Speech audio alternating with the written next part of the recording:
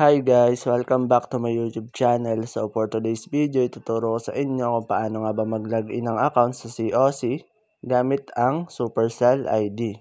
So let's do it. So punta lang tayo ng Clash of Clans app. So ayan.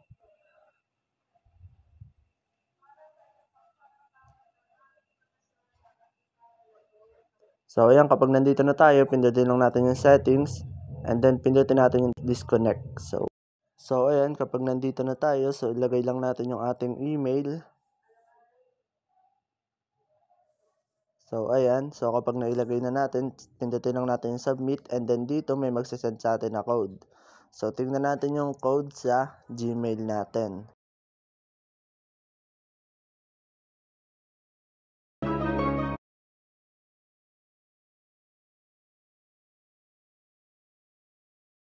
Pumunta lang tayo ng Gmail app. So ayan, dito makikita natin yung Supercell. So dito natin makikita yung ating code. So i-copy lang natin yung code natin. And then balik tayo sa COC. So ayan, dito i-paste lang natin yung ating code and then submit.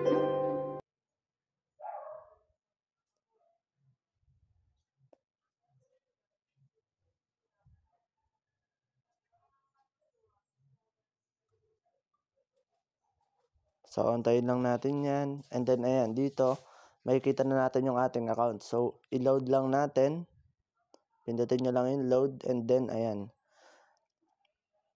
malalagin nyo na yung account nyo. So gano'n lang naman kadali mag-login ng account sa Clash of Clans gamit ang Supercell ID. So ayun lang, thanks for watching.